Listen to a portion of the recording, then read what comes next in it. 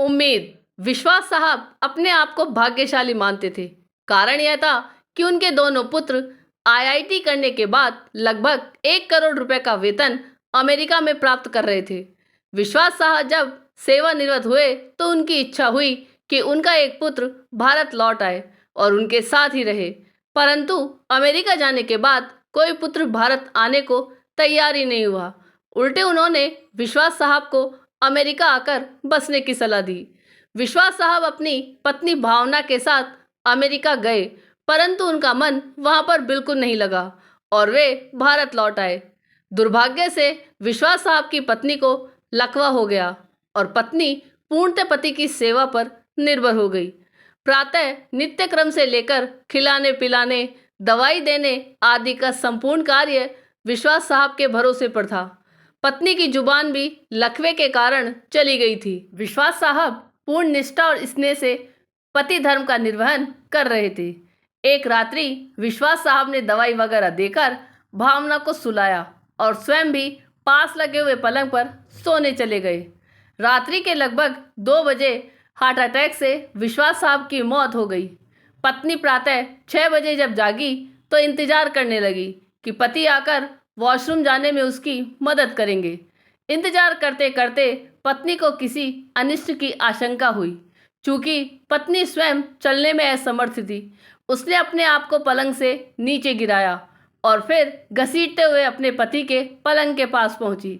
उसने पति को हिलाया डुलाया पर कोई हलचल नहीं हुई। पत्नी समझ गई कि विश्वास साहब नहीं रहे। पत्नी की जुबान लकवे के कारण चली गई थी, अतः किसी को आवाज देकर बुलाना भी पत्नी के वश में नहीं था। घर पर और कोई सदस्य भी नहीं था। फोन बाहर ड्राइंग रूम में लगा हुआ था। पत्नी ने पड़ोसी को सूचना देने के लिए घसीटते हुए फोन की तरफ बढ़ना शुरू किया। लगभग 2 घंटे की मशक्कत के बाद वह फोन तक पहुंची और उसने फोन के तार को खींचकर उसे नीचे गिराया। पड़ोसी के नंबर जैसे तैसे लगाए। पड़ोसी भला इंसान था। फोन पर कोई बोल नहीं रहा था पर फोन आया था, अतः वह समझ गया वह मामला गंभीर है।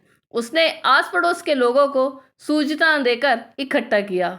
दरवाजा तोड़कर सभी लोग घर में घुसे। उन्होंने देखा विश्वास साहब पलंग पर मृत पड़े थे तथा पत्नी भावना टेलीफोन के पास मृत पड़ी थी। पहले विश्वास और फिर भावना की मौत हुई। अंतिम यात्रा दोनों की साथ साथ निकली। पूरा मोहल्ला कंधा दे रहा था, परंतु 2 कंधे मौजूद नहीं थे जिसकी माँ बाप को उम्मीद थी। शायद वे कंधे करोड़ों रुपए की कमाई के भार से पहले ही दबे हुए थे। शायद मौत आने से पहले विश्वास साहब और श्रीमती विश्वास को करोड़ों रुपए पाने वाले बेटों की याद जरूर आई होगी। ये वे बेटे हैं जिनके लिए विश्वास दंपत्ति ने न जाने कितनी तपस्या की होगी। आज ऐसे बेटे जन्म ले रहे हैं। यह सच्चाई मन को झकझोर देती है। आपको ये कहानी कैसी लगी यह कमेंट करके जरूर बताइएगा। चैनल पर नए हो तो सब्सक्राइब जरूर कीजिएगा और वीडियो को लाइक और शेयर कीजिएगा। धन्यवाद।